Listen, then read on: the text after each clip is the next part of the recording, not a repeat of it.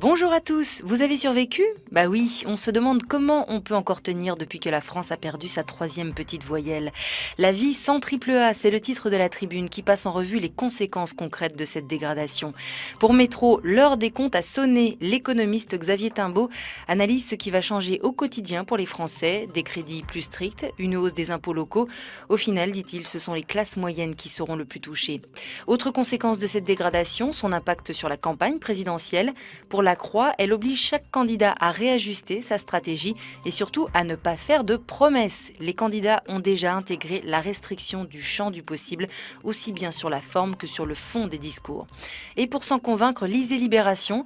Certes, le journal affirme à juste titre qu'il n'y a pas que le triple A dans la vie et donne un aperçu de 80 idées pour transformer la France, mais on peut aussi y suivre la tournée de François Hollande dans les territoires d'outre-mer. Tout sauf des vacances. Ici, écrit Laure Breton.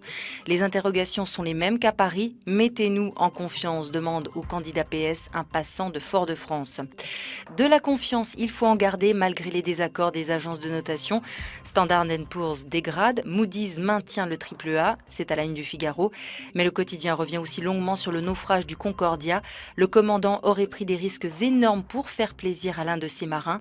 Le journal raconte aussi que l'équipage se serait en quelque sorte mutiné pour commencer l'évacuation sans attendre un ordre formel du commandant. Autre sujet d'actualité, le chômage. À la veille du sommet social à l'Élysée, aujourd'hui en France, Le Parisien publie une enquête sur les vrais chiffres de Pôle emploi, un service au bord de l'implosion. Selon les départements, un seul conseiller doit gérer près de 200 demandeurs à lui seul, alors que l'objectif de départ est fixé à 60. On nous demande de faire du chiffre, de recevoir le plus de gens possible, sans pour autant avoir de solution à leur apporter, déplorent les conseillers. Politique du chiffre, la formule résonne aussi dans Libération au sujet de la délinquance. Le gouvernement doit présenter ces chiffres aujourd'hui. Officiellement, ils devraient être bons, mais selon le journal, ils sont loin de refléter l'état réel de la criminalité. L'approche quantitative de la délinquance a prémis sur la qualité de la protection des personnes. On en a marre de la poudre aux yeux, témoignent des agents en banlieue parisienne. Bon, malgré tout ça, on a le droit de rêver. C'est en tout cas ce que dit l'équipe au sujet de l'Olympique de Marseille, qui est 6e à 2 points du podium en Ligue 1.